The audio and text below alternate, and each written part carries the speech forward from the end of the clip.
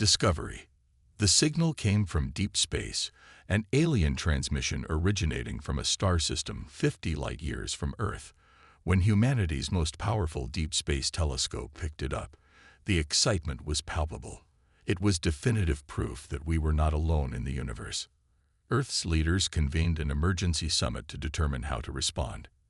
After days of heated debate, they reached a decision: send an envoy ship to the origin of the transmission and attempt first contact with the alien civilization. The vessel chosen for the mission was the UES Titan, the first of a new class of human dreadnoughts. Outfitted with cutting-edge propulsion, weaponry, and shielding systems, it was the most advanced spacecraft ever constructed by human hands. Leading the mission was Captain Jasper Reed, a decorated veteran and one of Earth's most respected military minds. As Titan departed the solar system and entered hyperspace, anticipation and trepidation gripped the crew. They were making history with every light year they traversed, but none could shake the feeling that they were also diving headfirst into the unknown.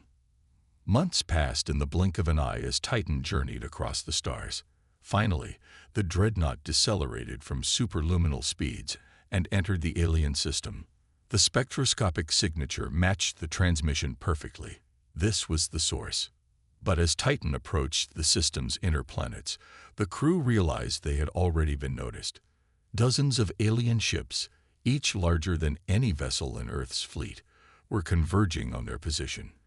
These ships bore the markings of the Galactic Confederation, the collective of spacefaring species that dominated this region of space.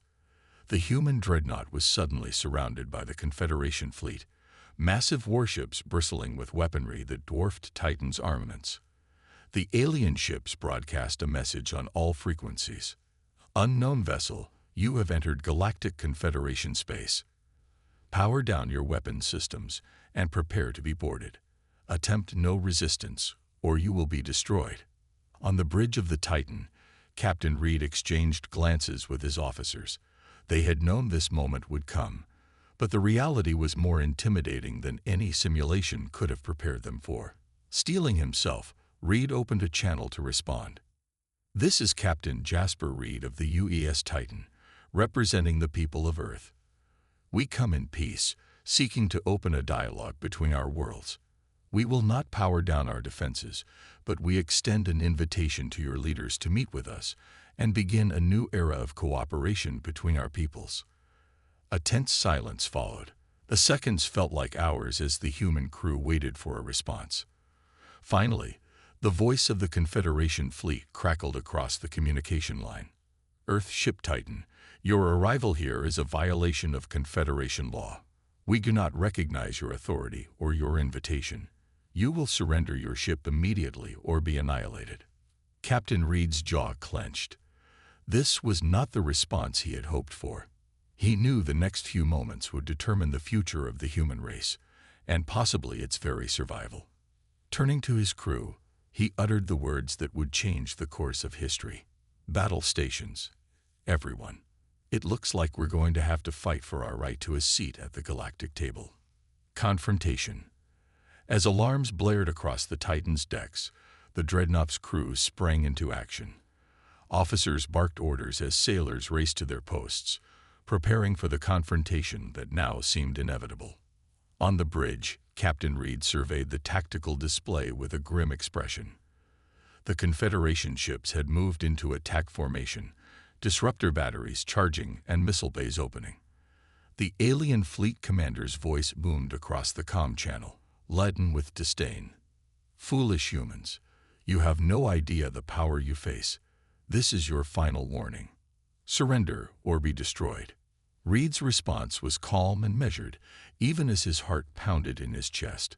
"Confederation Commander, I assure you that we understand the gravity of this situation fully, but we will not yield to threats. The people of Earth seek peaceful contact, but we are prepared to defend ourselves if necessary." A scornful laugh crackled across the channel. "Your primitive weapons are no match for our might.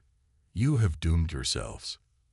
As if on cue, the lead Confederation dreadnought fired a disruptor salvo. the searing energy beams racing toward Titan with astonishing speed.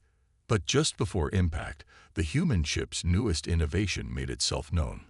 The quantum resonance shield, a marvel of human engineering, flared to life around Titan's hull.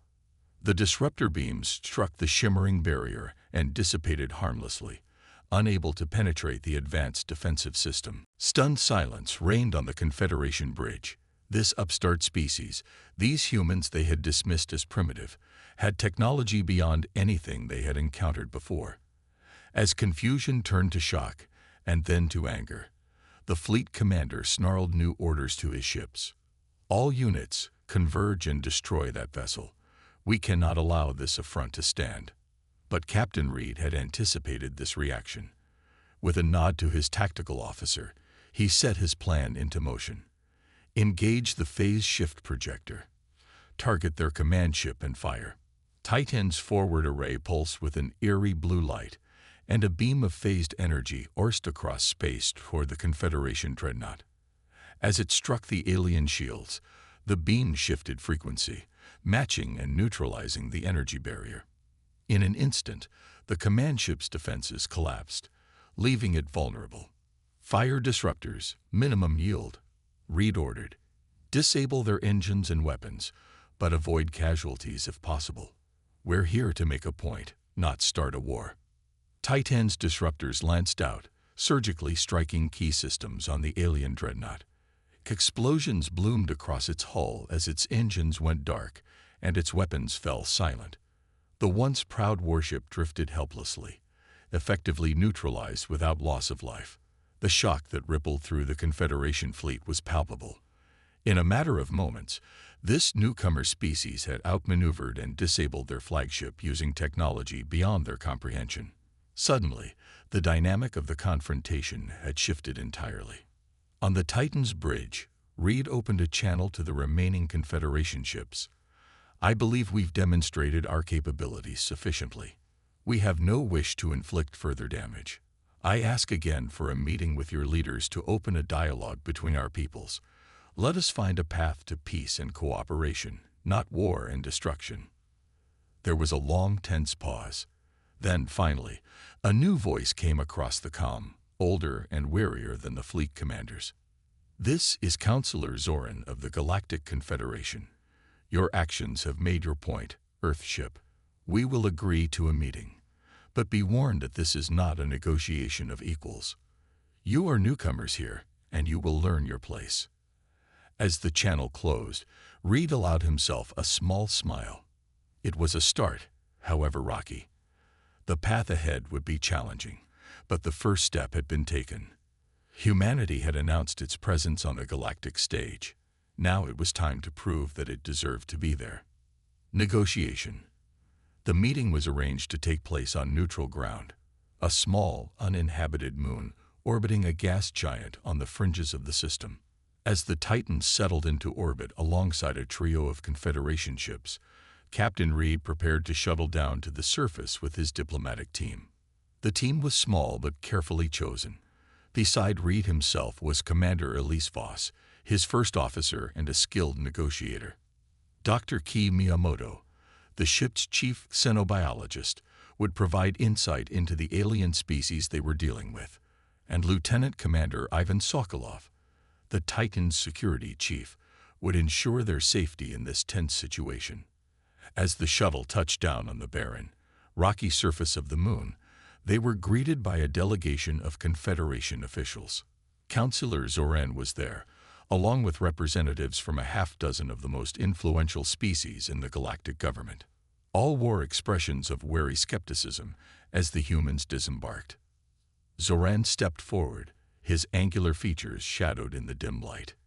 Captain Reed, you have caused quite a stir with your arrival. The Confederation does not take kindly to interlopers in our space. Reed met the counselor's gaze steadily. With respect, Counselor, we are not interlopers. We are explorers, seekers of knowledge and connection with the wider universe. Our intention is not to disrupt, but to join the galactic community as equals. A murmur of dissent rippled through the alien delegation. One of them, a hulking reptilian creature, stepped forward with a sneer.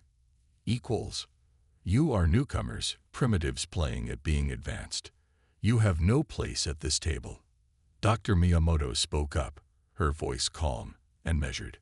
Ambassador, I understand your skepticism, but the technology we have demonstrated should make it clear that we are not primitive. We have much to offer the Confederation, if given the chance. The debate raged for hours as the two sides argued back and forth. Some of the alien representatives seemed open to the idea of bringing Earth into the fold, but others were adamantly opposed. They saw humanity as a threat, a disruptive force that could upset the delicate balance of power in the galaxy. As the discussions grew more heated, Counselor Zorin called for a recess. The human delegation retreated to their shuttle to regroup and strategize. This isn't going well, Commander Voss said, frustration evident in her voice. They're not seeing us as potential allies, just as a problem to be dealt with. Captain Reed nodded grimly. We need to change the narrative. We need to make them understand that conflict with Earth would be disastrous for everyone involved. Lieutenant Commander Sokolov spoke up, his brow furrowed in thought. What if we shared some of our technological advancements as a show of good faith? Demonstrate that we're willing to contribute to the greater good. Reed considered this for a long moment. It was a risk, giving away their technological edge. But if it could win over the skeptics and avoid a war, it might be worthwhile. Dr. Miyamoto, what's your assessment? Would a technological exchange be seen as a genuine offer of cooperation? The xenobiologist nodded slowly. I believe so, yes. Many of these species place a high value on scientific advancement. If we can show them that we're willing to share our knowledge, it could go a long way toward building trust. With their new strategy in place, the human team returned to the negotiations. Captain Reed laid out their offer. Earth would share the principles behind their quantum resonance shielding and phase shift weaponry in exchange for full membership in the Galactic Confederation and a seat on the Council. The offer was met with surprise and debate amongst the alien delegation. Some were clearly tempted by the prospect of gaining access to advanced human technology. Others remained skeptical, questioning Earth's true motives. In the end, it was Counselor Zorin who made the decision. The potential benefits of a partnership with Earth are too significant to ignore, he said, his voice heavy with the weight of his choice. I will recommend to the full Council that we accept this offer and grant Earth provisional membership in the Confederation. It wasn't a complete victory. Earth would still need to prove itself worthy of a permanent place in the galactic community. But it was a start, a foot in the door that could lead to a new era of human-alien cooperation. As the meeting adjourned and the human team prepared to return to their ship, Captain Reed couldn't shake the feeling that this was just the beginning. Earth had made its play for a place on the galactic stage. Now the real work of building that place would begin.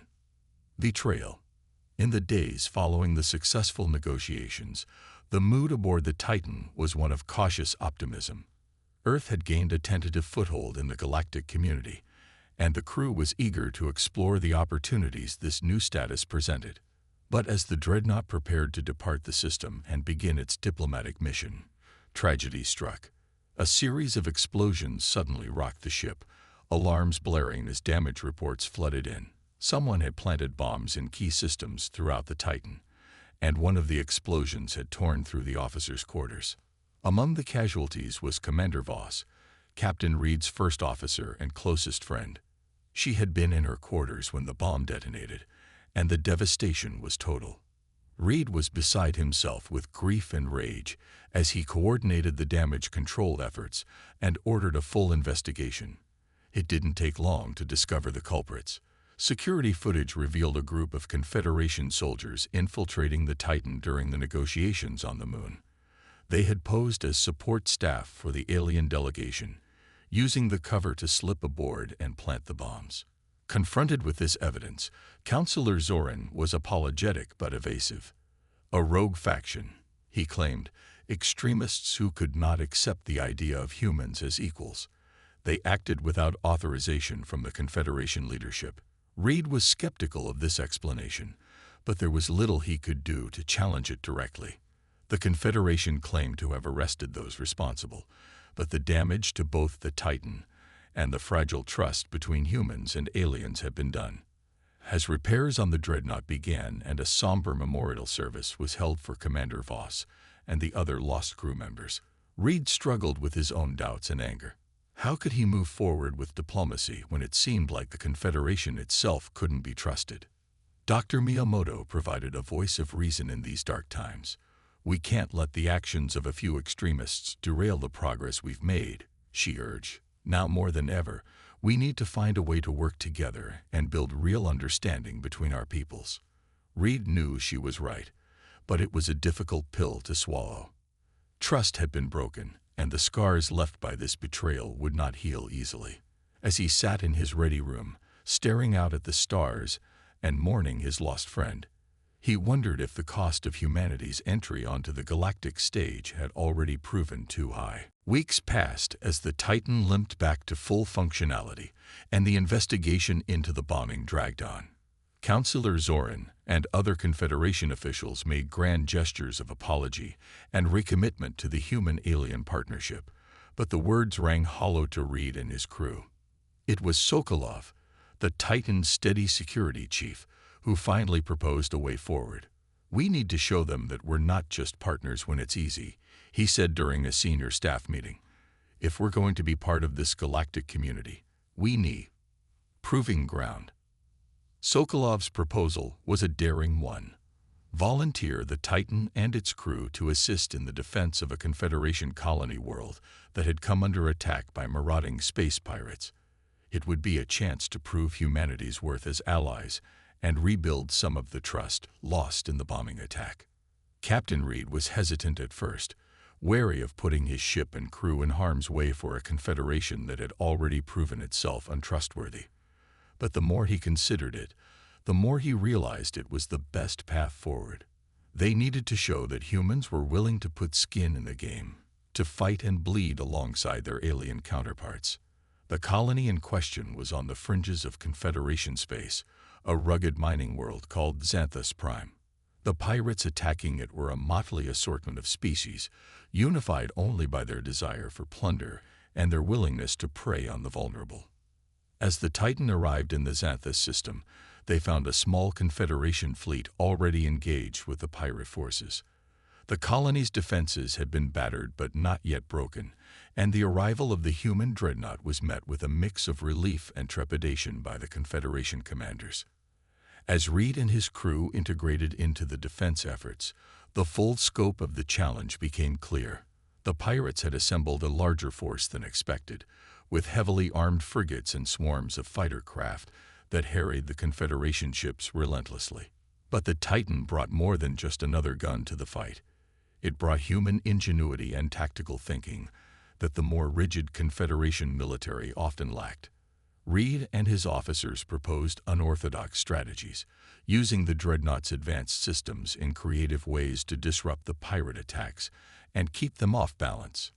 In one key engagement, Sokolov led a daring boarding action onto a pirate command ship, his marine detachment neutralizing the bridge crew and seizing control of the vessel. With their leadership thrown into chaos, the pirate fleet fell into disarray, allowing the Confederation forces to press their advantage. Throughout the long, grueling campaign, the Titan and its crew proved their mettle again and again. They took losses and suffered damage, but they never wavered in their commitment to the fight. Even the most skeptical Confederation commanders couldn't help but be impressed by their tenacity and courage. In the final battle for Xanthus Prime, it was a moment of human heroism that turned the tide. With the colony's defenses on the verge of collapse and the pirate forces pressing in for the kill, Dr. Miyamoto, who had volunteered to coordinate the evacuation of wounded from the planet's surface, found herself in the middle of a desperate last stand. With a handful of Confederation soldiers and a few hastily armed colonists, Miyamoto held off an entire pirate assault force long enough for the last shuttle of civilians to escape. She was badly wounded in the process, but her bravery saved countless lives and bought precious time for the Titan and a Confederation fleet to drive back the pirate horde. When the smoke cleared and the pirates had been routed, the toll of the battle was staggering. The Confederation had lost ships and many good soldiers had fallen. But the colony had been saved, and the threat of the pirates had been neutralized. More than that, a new respect had been forged between human and alien, a bond tempered in the fires of shared struggle. At a solemn ceremony marking the end of the campaign, Counselor Zoran presented Captain Reed and the crew of the Titan with the Galactic Confederation's highest honor for valor. "You have proven yourselves true friends and allies," the old statesman said, his voice thick with emotion. "The people of Xanthus Prime, and of the entire Confederation, owe you a debt we can never fully repay." As Reed accepted the medal, his thoughts were with those who hadn't made it back. Commander Voss, the Marines lost in the boarding actions, the brave soldiers and civilians who had given their lives in defense of the colony. Their sacrifices had not been in vain. Against all odds, they had shown the galaxy what humanity was made of. Now, the real work of building a lasting place in this galactic community could begin. New era. The victory at Xanthus Prime marked a turning point in the relationship between Earth and the Galactic Confederation. The skepticism and mistrust that had characterized the early days of their encounter gave way to a growing sense of partnership and shared purpose. With humanity's worth as allies proven on the battlefield, the political gears began to turn in their favor. The Galactic Council, the governing body of the Confederation, convened a special session to formally consider Earth's petition for membership. The debate was long and impassioned, with representatives from across the galaxy weighing in. Some still harbored doubts about the wisdom of admitting such a young and unpredictable species into the fold, but many more spoke in favor of embracing humanity's potential and the fresh perspectives they offered. In the end, the vote was decisive. Earth would be granted full membership in the Galactic Confederation, with all the rights and responsibilities that entailed. A cheer went up in the Titan's ready room as Captain Reed and his crew watched the news over the comlink, the weight of the moment not lost on any of them. But even as they celebrated, they knew that this was only the beginning. Integrating humanity into the complex web of galactic politics and culture would be a long and challenging process. As the Titan prepared to return to Earth, carrying the news of their success, Reed knew that their mission was far from over. In the weeks and months that followed, delegations from Earth and the Confederation crisscrossed the stars, working to establish the frameworks of their new partnership. Trade agreements were hammered out, cultural exchanges initiated, joint scientific projects launched. The Titan, meanwhile, took on a new role as a roving ambassador, visiting far-flung corners of Confederation space to introduce humanity to their new galactic neighbors. Dr. Miyamoto, still recovering from her injuries at Xanthus Prime, threw herself into this diplomatic work with passion and skill. Back on Earth, the news of their place in the galactic community was met with a mix of excitement and trepidation. Some feared the changes that this new status would bring, the challenges of integrating into a society so vastly different from their own. But many more were energized by the prospects of this new frontier, eager to take humanity's destiny to the stars. As a second human diplomatic ship, the UES Envoy prepared to depart Earth to join the Titan in its work, Captain Reed reflected on the journey that had brought them to this point. The sacrifices that had been made, the bonds that had been forged in the crucible of conflict and diplomacy. There would be challenges ahead, that much was certain. Humanity was the newest members of a galactic community that had existed for eons, with its own complex history and delicate balance. Mistakes would be made, conflicts would arise. But Reed had faith in his crew, in the resilience and adaptability of the human spirit.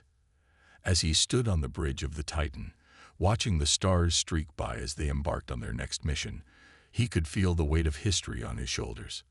They were the pioneers of a new era, the first to step out into the galactic stage and carve out a place for humanity among the stars. It was a daunting responsibility, but also an exhilarating one. The galaxy was vast and filled with wonders and dangers in equal measure. But together, human and alien, they would face them all. The future was uncertain, but one thing was clear: it belonged to them all, to shape as they would. Reed smiled as he gave the order to engage the quantum drive, the mighty dreadnought leaping forward into the unknown. Whatever lay ahead, they would face it as they always had, with courage, determination, and the unshakable belief that their best days were yet to come.